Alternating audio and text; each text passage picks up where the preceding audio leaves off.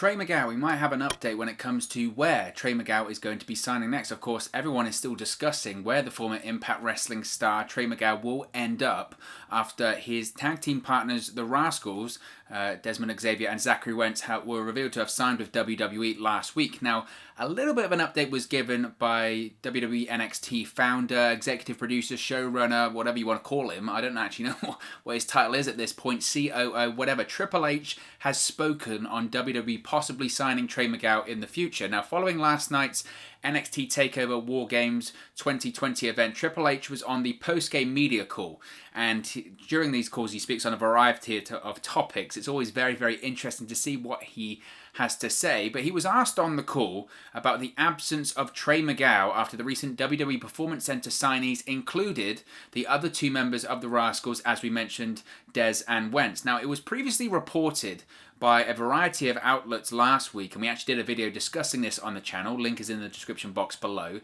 It was reported that Trey Miguel is currently weighing up his options between WWE and AEW as to where he will sign next. Now, on this media call, Triple H spoke about possibly Trey Miguel signing with WWE. Didn't actually mention him by name, but Triple H did give his thoughts about the kind of person that NXT and WWE looks to sign. Triple H said, quote, "I don't want to talk about why people are or are not here.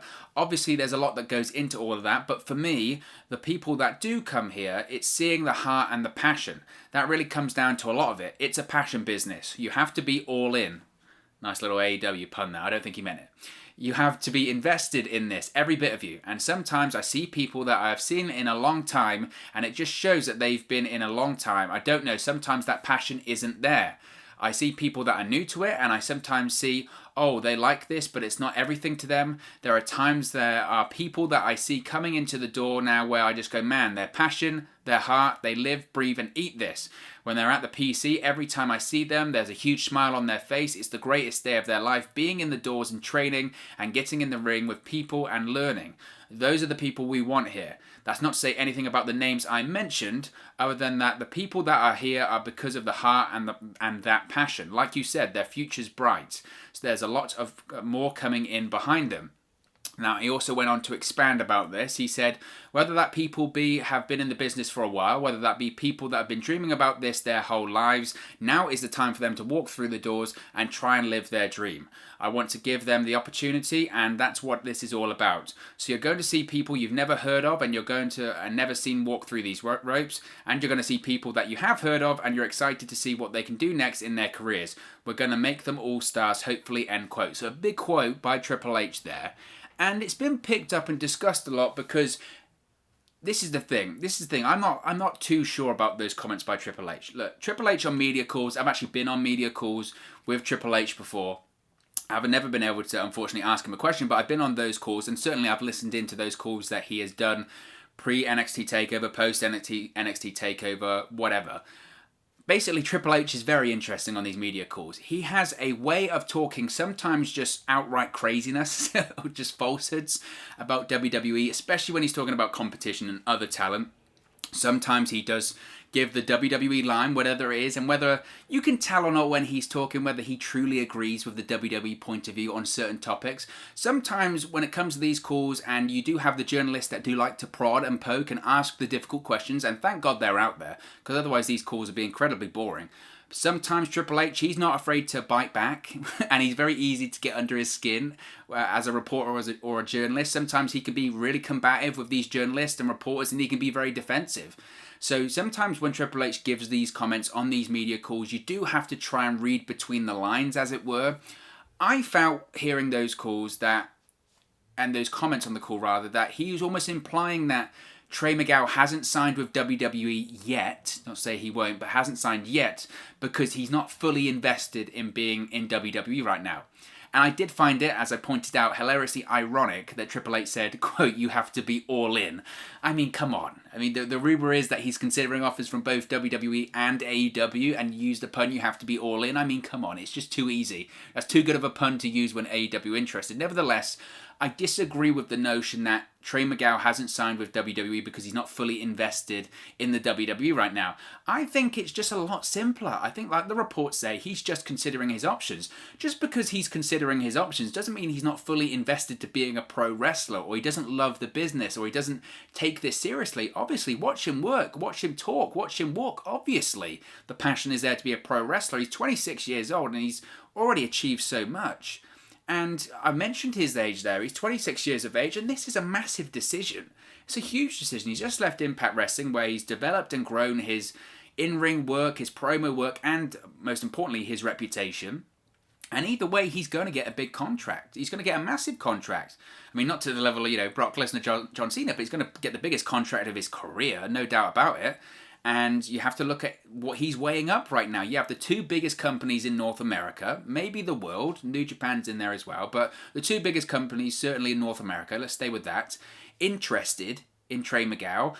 And he's obviously just taking his time, as he should, deciding what's best for him, what's best for his career, his family, his life at the moment. And you can't be rushed into that decision. Now, does it help that Des and Wentz have signed with WWE? No, I don't think it does, because the story right now isn't really about Des and Wentz signing with WWE. It's almost about Trey Miguel not signing with WWE. This is what we're talking about right now, right? It's not so much about Des and Wentz and what a great signing that is for WWE. It's more about, well, why is Trey Miguel missing? Why is Trey Miguel not signed with WWE? What's the story there? Is he going to AEW? Is he going to WWE?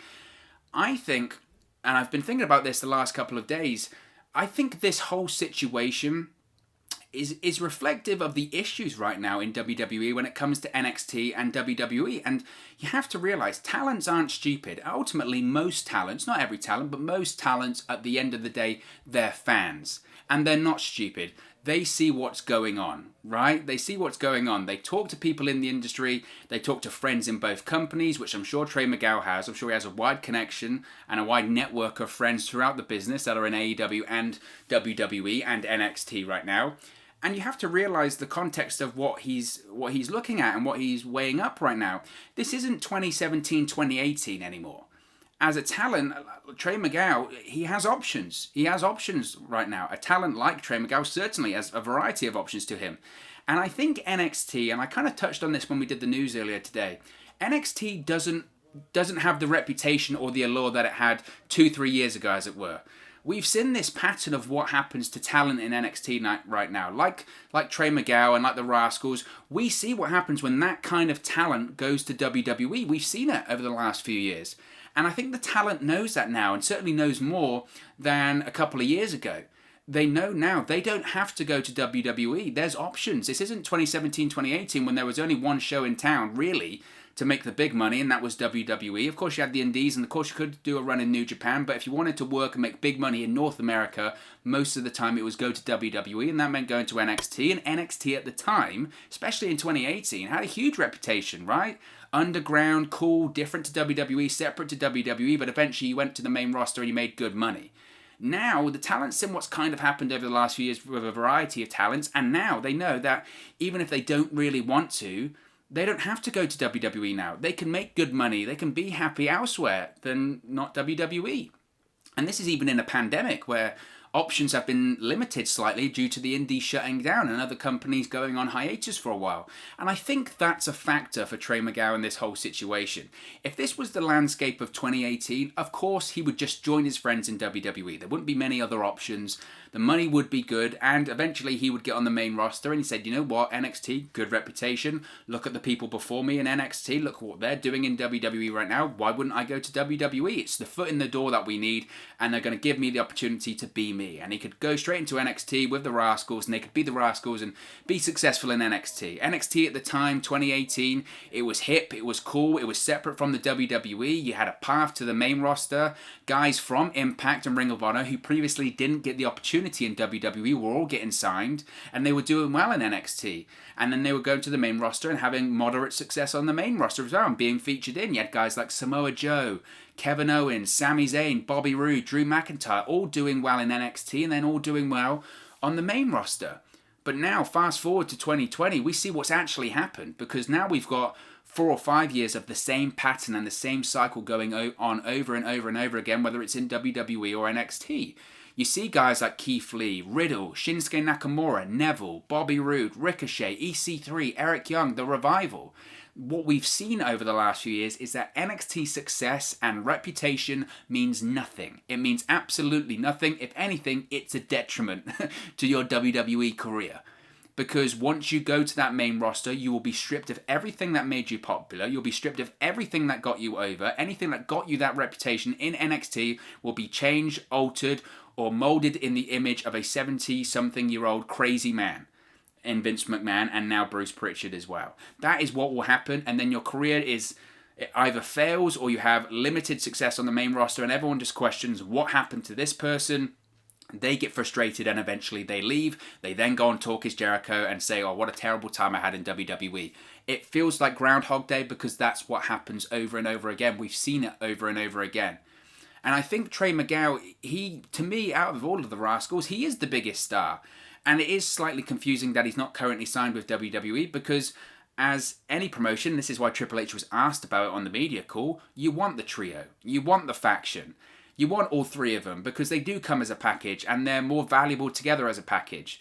And look, as single stars, they would all do very well. And if it is a situation where Trey Miguel does go to AEW and doesn't want to stay in WWE and do well in NXT, they'll all do well. I think they'll all do fine. And they're not worthless without each other because that's just not the case. But as a package, they are much, much more valuable. They have the chemistry on and off screen. They have the chemistry in the ring, outside of the ring. During the vignettes, during the promos, the package works. We've seen it in Impact Wrestling. The package, the gimmick, it all works. So to not have them together, something just doesn't feel right. And look, WWE, I am maybe slightly bashing WWE in this video. I'm trying to be as honest as possible, though, and just trying to see what history is telling us. There's no denying WWE does have the allure. It still does. It still is the dream for most people. Most people get into pro wrestling to eventually compete on Raw or SmackDown or WrestleMania, compete in a Royal Rumble, compete in a Survivor Series elimination match, have their WrestleMania moment. That is mostly the dream. And when it comes to NXT and the Performance Center, you do have big names at that Performance Center to learn under. The opportunity to learn under Triple H, under Shawn Michaels. There's rumors The Undertaker's going to come in to be a coach in the Performance Center in NXT. Of course, that is massive. And as a talent, you think, oh, how great could I be if I learn from Triple H and Shawn Michaels and then the other legends that are at the Performance Center and the facilities of the Performance Center, some of the best facilities in the world, probably the best facilities in the world to become a pro wrestler. And then eventually you have the opportunity to work on Raw and on SmackDown, make big money. Regardless of what you're doing, you'll be making big and good money and you'll be competing on the USA Network in front of 1.8 million people for 3 hours every Monday night, or over 2 million viewers on Fox, on network TV, and work these stadium events around the world. Of course, it's very, very alluring, and as a pro wrestler, that's what you achieve to do, is to get into the industry, be able to enjoy it, travel the world when it's safe to do so, and make good money, and WWE has that allure. It does. It just does. But to me, and I think Trey Miguel probably knows this, and I think this is why Trey Miguel has taken his time here, because you look at Trey Miguel, he just fits in. He fits in to a T as the prototype, stereotypical pro wrestler in 2020 that would come into NXT and set NXT on fire. He would be so great in NXT. He would thrive so much. He would have huge success in NXT, and then he would go to Raw or SmackDown and he would fail miserably. Miserably. And I said this in the video we did yesterday talking about it, but it is just as accurate today as it was yesterday. It's harsh, but it's absolutely true. And, you know, maybe he wouldn't, right? This is just my opinion, of course. Maybe he would go to Raw and SmackDown and it would work and he would be a Rey Mysterio and he would defeat the odds. But my concern would be the odds are already against him. And that's not to say that he should give up because the odds are already against him. But I just look at him and Ricochet, it just comes into my mind. A hugely talented, young talent with a huge upside. He's cool. He's got a great look. He's got universal appeal to him. He's marketable. He has the potential to be a huge star in the WWE, but he's a smaller guy. Maybe he's not his strongest suit is being on the microphone, even though I think he's better than Ricochet on the microphone. But he gets over from the work he does in the ring. Triple H spoke about it on the media call after NXT TakeOver. He's like, we have the best in-ring product. And that's all that NXT really cares about, is the in-ring product. And that fits Trey Miguel. He gets over and he gets attention from his work in the ring. High-flying moves. He gets over from his flashy moves in the ring, which suits NXT to a T. It does. This is why he would thrive in NXT, because NXT is about much more about the in-ring product. It's all about matches, sometimes at the detriment of the story, but it's all about in-ring matches. Whereas you go to Raw or SmackDown, it is, the polar opposite of NXT by that point.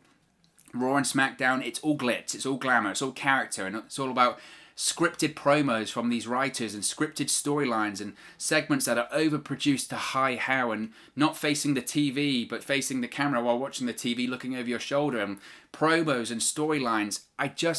I look at Trey Miguel and I just think, like I said, with Ricochet and with guys like Matt Riddle and Aleister Black and Keith Lee and Shinsuke Nakamura, I look at him and I look at his character and I say, you know what, I have zero faith. I have zero faith at this point, because if you don't learn from history, then what is it there for? I have zero faith that people like Vince McMahon in his 70s, Bruce Pritchard in his late 50s, that are stuck in the 1980s, because these were the guys that were producing and writing in the 1980s for WWE. I have zero faith that they can accurately write and book for guys like Trey Miguel, like Matt Riddle, like Aleister Black, like Keith Lee, like Shinsuke Nakamura, because they can't, because they haven't.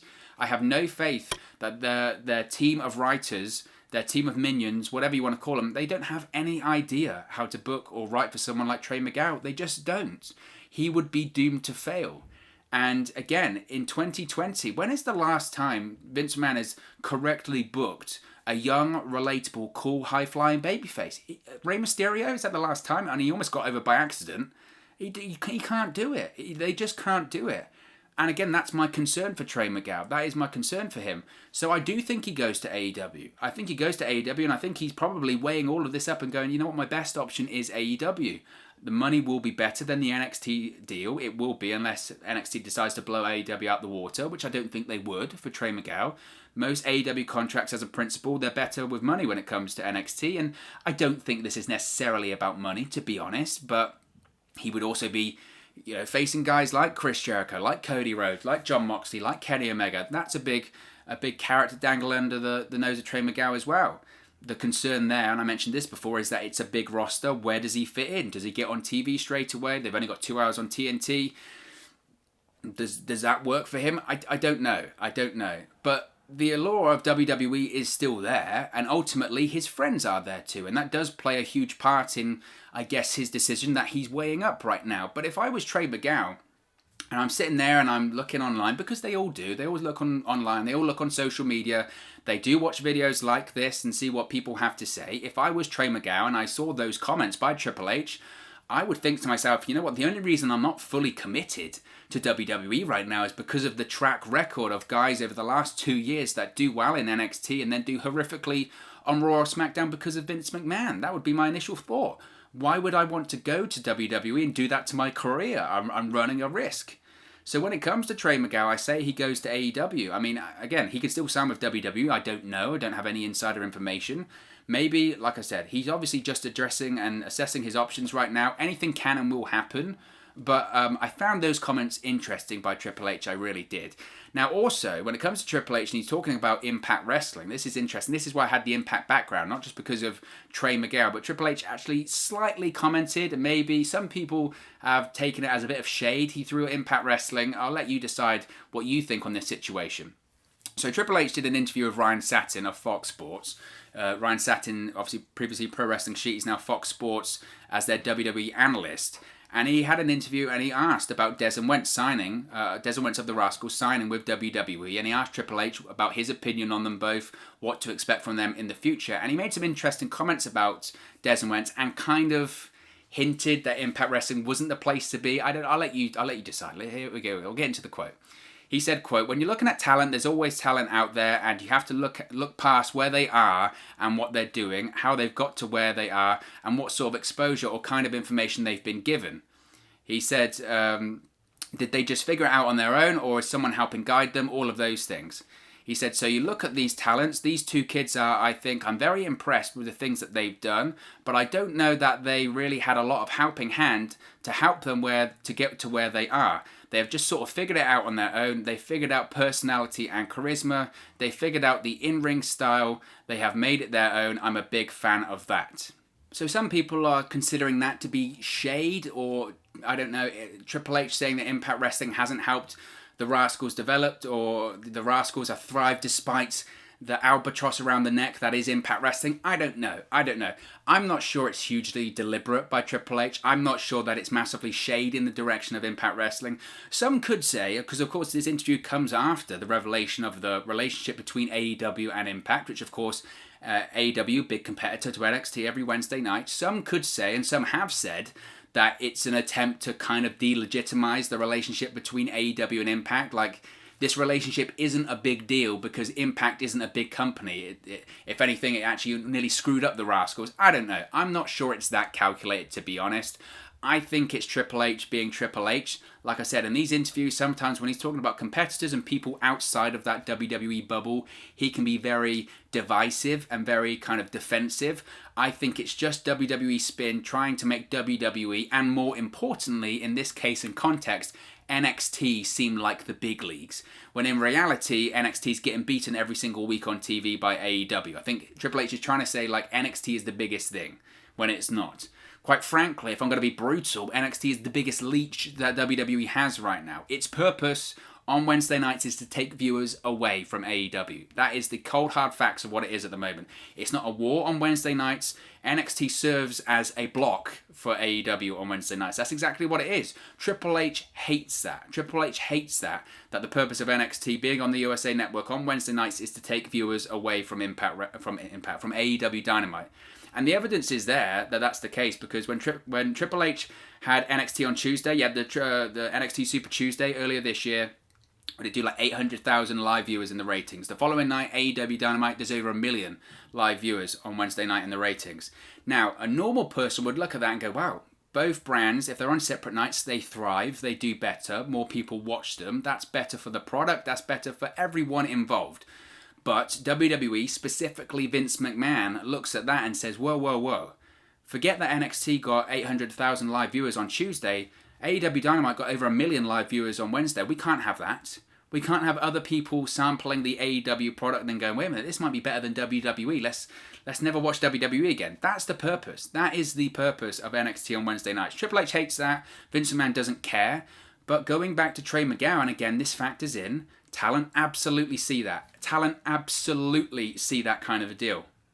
Do they want to go to the team that's losing on Wednesdays? Do they want to go to the team that maybe the product we put on at the moment doesn't actually matter? What matters if we get to Raw and SmackDown? Or do they want to go to the team that's winning on Wednesday nights and doing quite progressive stuff? It's difficult, but in the grand scheme of things, Trey Miguel's taken this time, and like I said, he shouldn't be rushed. He shouldn't be rushed, and he shouldn't have comments saying, wow, you should only come when you're fully invested. He's fully passionate and invested to be a pro wrestler. He's merely weighing up his decision, I think. So that's just one man's opinion. As always, what are your thoughts on Triple H's comments on Trey Miguel potentially signing with WWE? Let me know your thoughts in the comment section below. I'll do my best to respond and reply to all of your comments. Really enjoy interacting with you guys, chatting about Impact Wrestling, WWE, AEW, and all things pro wrestling here on the channel. So be sure to leave a comment below. If you have enjoyed this video, please do smash a like on the like button. It really does help us out here on YouTube.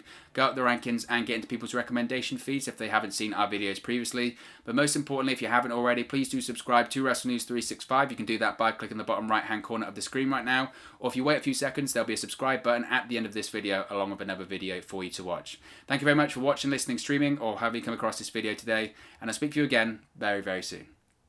Hey guys, thank you for watching, listening, streaming, or however you come across this video today. Be sure to click on the video on the right there to watch our next video, or click the bottom there to subscribe, or the bottom right hand corner. Thank you very much, and I'll speak to you again very soon.